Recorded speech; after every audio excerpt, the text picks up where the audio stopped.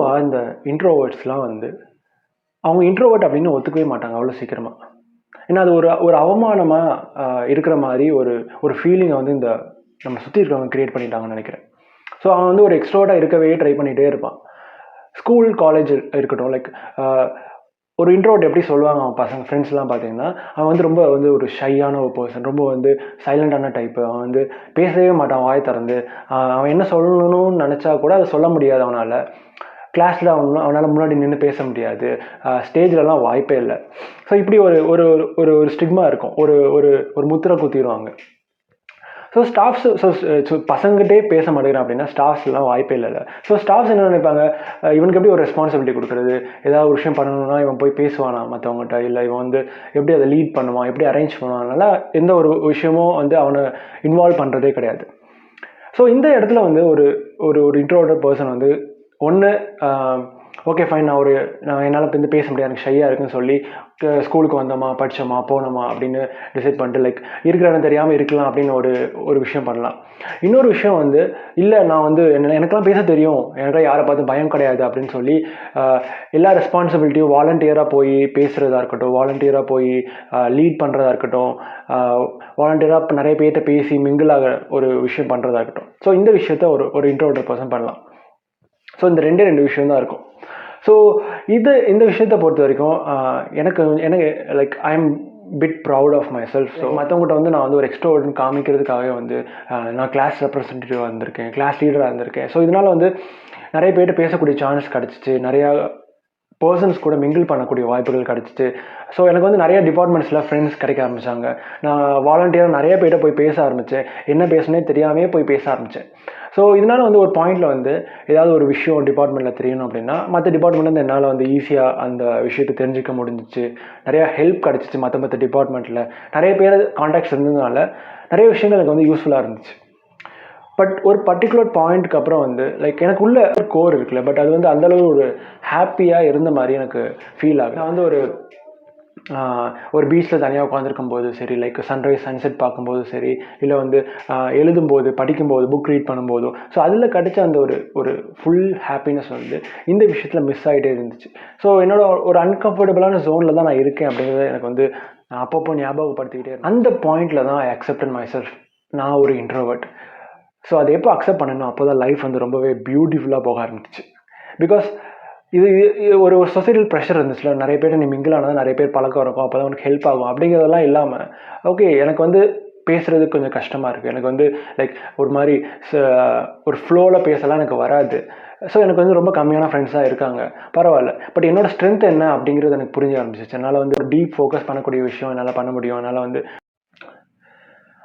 நாங்கள் ரொம்ப கம்மியாக பேசுவோம். That doesn't mean we don't have anything to say. We do have lot of interesting stories to tell. So அதோட ஒரு விஷயமாக தான் இந்த சேனலை என்ன பர்சனலாக நான் பார்க்குறேன். பிகாஸ் கேமரா முன்னாடி பேசுகிறதெல்லாம் நான் வந்து யோசிச்சு கூட பார்க்கல. பிகாஸ் அவ்வளோ ஷையாக இருக்கும் எல்லாருமே. லைக் ஃபர்ஸ்ட் லைக் எல்லா யூடியூபர்ஸுமே ஃபர்ஸ்ட் அவங்க பேசுகிற வீடியோவை வந்து அதை ரெக்கார்ட் பண்ணும்போது அதை திரும்பி பார்க்கும்போது நிறைய பேர் அதை ஃபீல் பண்ணியிருப்பாங்க. பட் ஒரு இன்ட்ரோவர்ட்டாக இருக்கும்போது இன்னும் அது ரொம்பவே ஃபீல் ஆகும்.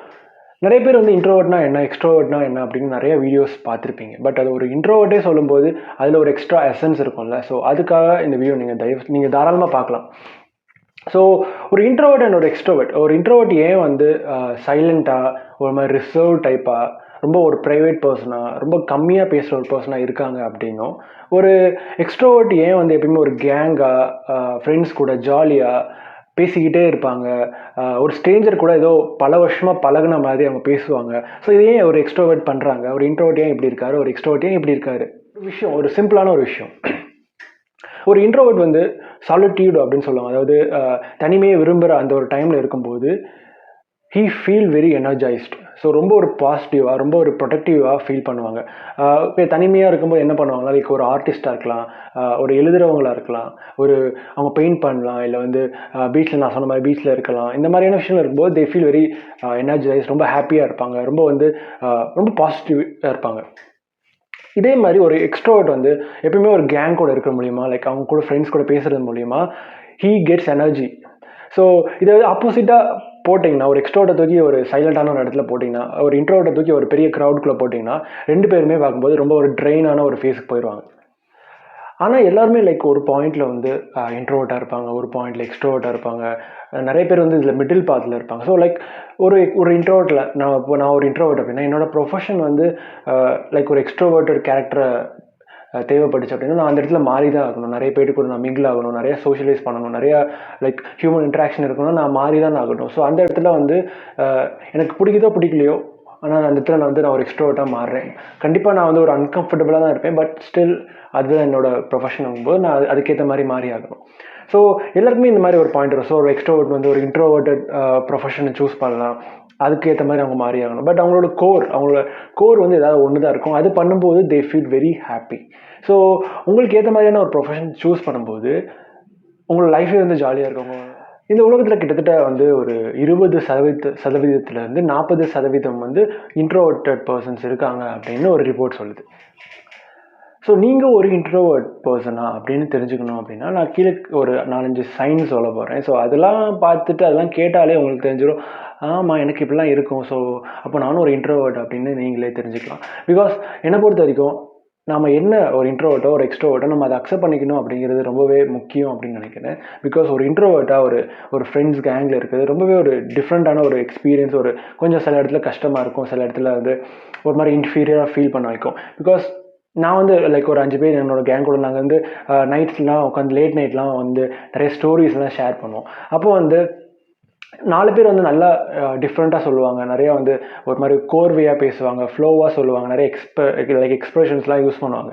ஸோ என்னோட டர்ன் வர்றதுக்கு முன்னாடியே வந்து எனக்கு உள்ள பயமாக ஆரம்பிச்சோம். ஐயோ நம்ம என்ன பேச போகிறோம், நம்ம வந்து லைக் ஃப்ளோவாக பேசுவோமா, நம்ம வந்து நம்ம சொல்லணும்னு நினச்சது கரெக்டாக நம்ம சொல்லுவோமா, போய் கொண்டு சேர்ப்போமா, வாய் வளராமல் இருக்கணும், இந்த மாதிரி நிறைய விஷயங்கள் யோசிப்போம். அது மாதிரி லைக் ஏதாவது ஒரு புது ஃப்ரெண்டை மீட் பண்ண போகிறோம் அப்படின்னா ரொம்ப ப்ரிப்ரேஷன் நடக்கும். லைக் ஒரு ஸ்டேஜில் போய் பெர்ஃபார்ம் பண்ணுறோம், இல்லைருந்து ஒரு பெரிய ஒரு பர்சனாலிட்டி நம்ம பார்க்குறோன்னா அது வேறு.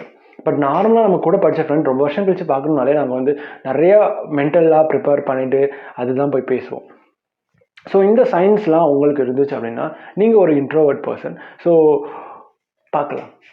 ஸோ மொதல் விஷயம் வந்து being around lot of peoples trains your energy. So நிறைய பேர் கூட நம்ம இருக்கும்போது லைக் நிறைய ஃப்ரெண்ட்ஸ் கூட இருக்கும்போது உங்களுக்கு வந்து அந்த இடத்துல வந்து நீங்கள் ஒரு மாதிரி லைக் ரொம்ப பேட்ரி லோவான மாதிரி ஃபீல் பண்ணுறீங்க, ஒரு மாதிரி எனர்ஜி ட்ரெயின் ஆன மாதிரி, ஒரு மாதிரி பிடிக்காத மாதிரி இருக்கும்போது டெஃபினட்டாக நீங்கள் ஒரு இன்ட்ரோவர்ட் பர்சன்.